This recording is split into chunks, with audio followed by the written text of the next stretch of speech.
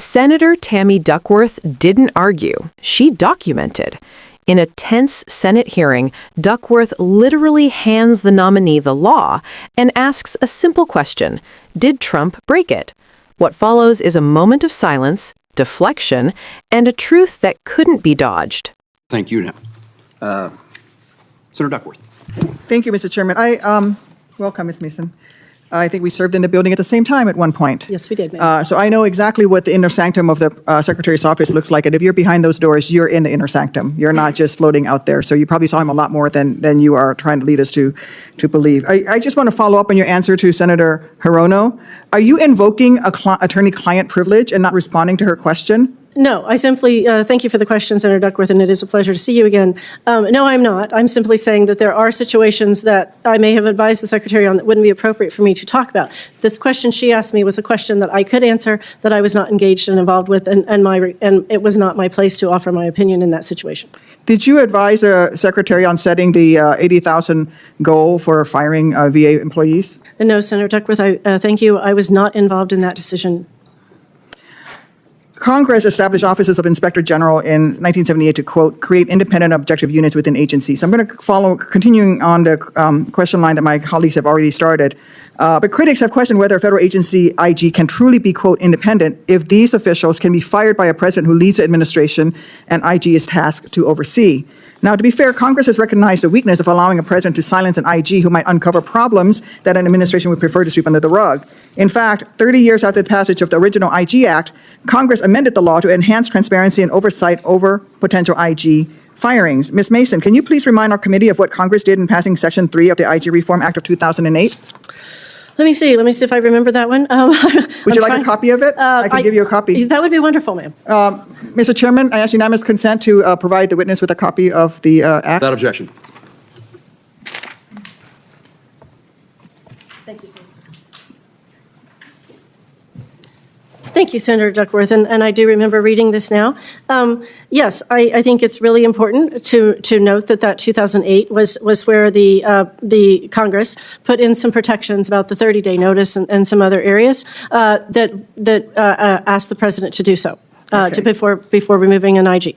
Thank you, Ms. Mason. So I raised the core issue of IG independence because the unfortunate reality is this. Your nomination is only possible because President Trump fired without a cause or explanation, let alone the 30-day advance notice is required by law, that the Honorable Michael Missile, who had effectively served as VA IG since 2016. Ms. Mason, did President Trump violate federal law when he indiscriminately fired IG Missile and failed to provide Congress with a written notice at least 30 days in advance of the removal of his failure to fire the independent and nonpartisan VA Inspector General? Well, Senator Duckworth, I appreciate that question. And again, that issue is currently before the courts, and I would have to defer to the courts and the judge to make that decision. And after they make that decision, I will be happy to answer the question. Then I will come back to you. Okay. It's a simple question. As we discussed, the law is clear. It requires written notification to Congress, and it mandates that such notice be delivered at least 30 days in advance. Look, a key reason that Congress established the IG law, IGs, was to help ensure any given presidential administration complies with the law. And I am deeply troubled that you are unwilling to simply identify President Trump's textbook violation of the law. And your nomination was literally made possible because President Trump committed that textbook violation of the law when he fired IG Missile so that he could appoint his own hand-picked appointee, you. IGs must be willing to speak truth to power. So let's try a far simpler yes or no question. Ms. Mason, did President Joe Biden win the 2020 presidential election? The 2020 presidential election, I believe he did, yes. Okay, thank you. And if given an illegal and unconstitutional order by either the Secretary of Veterans Affairs or President Trump, what would your actions be? I will always follow the law, Senator Duckworth, just as I did as chairman, with the same president in office as well as with with President Biden in office. Thank you. And you're back, Mr. Chairman.